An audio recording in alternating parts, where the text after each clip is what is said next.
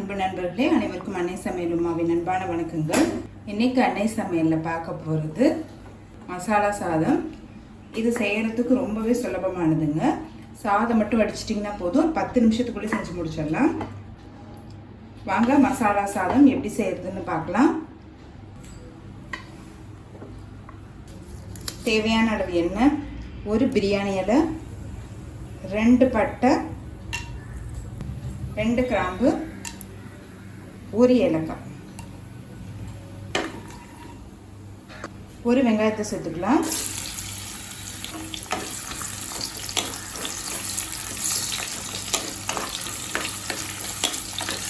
ஒரு பச்சை மிளகாய், 1 டீஸ்பூன் இஞ்சி பூண்டு விழுது,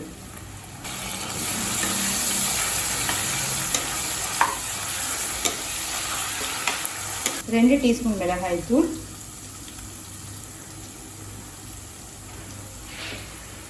1/2 டீஸ்பூன் காஷ்மீரி மிளகாய் தூள்,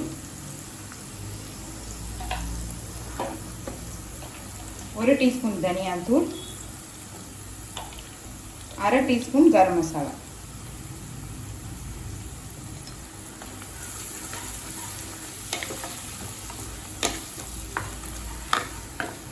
ஒரு தக்காளி,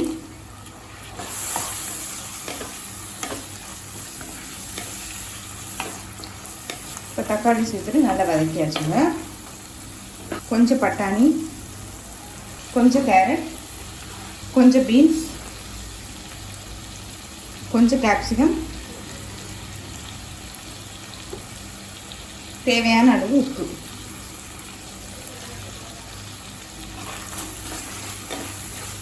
உங்களுக்கு விருப்பமான காய்கறியை போட்டுக்கோங்க. நான் வீட்டில் இருக்கிற கொஞ்சம் காய் சேர்த்துருக்கேன், அவ்வளோதான். இப்போ மூடி போட்டு ஒரு 2 நிமிஷம் ஸ்லோலே வச்சிடலாங்க.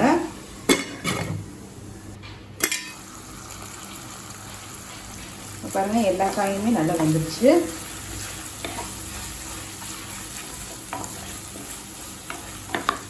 இப்போ இது கூடவே வேக வச்ச உருளைக்கிழங்கு ஒன்று சேர்த்துக்கலாம்.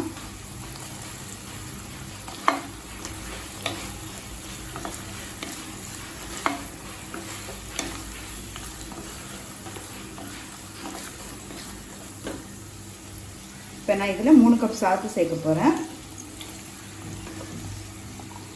நான் நார்மல் ரைஸ் தாங்க யூஸ் பண்ணியிருக்கேன். நீங்கள் விருப்பப்பட்டீங்கன்னா பாஸ்மதி கூட யூஸ் பண்ணிக்கலாம். கொஞ்சமாக நெய் சேர்த்துக்கலாம். இதை நல்லா மிக்ஸ் பண்ணிக்கலாங்க. ரொம்பவே சிம்பிளான ஒரு ரைஸ் இது.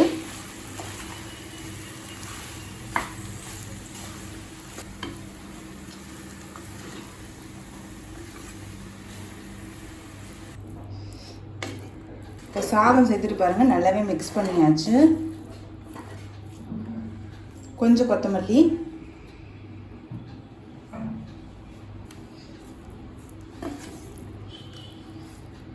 Masala rice ready ஆகிடுச்சுங்க. நம்ம சர்வ் பண்ணிடலாம்.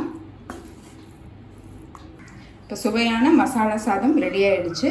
ரெசிபியை ட்ரை பண்ணி பாருங்கள், கண்டிப்பாக உங்களுக்கே பிடிக்கும். ரெசிபி பிடிச்சிருந்ததுன்னா வீடியோவை லைக் பண்ணுங்கள், கமெண்ட் பண்ணுங்கள். இது வரைக்கும் அன்னை சமையல் சேனலை சப்ஸ்கிரைப் பண்ணாதவங்க கண்டிப்பாக சப்ஸ்கிரைப் பண்ணுங்கள். தேங்க்யூ.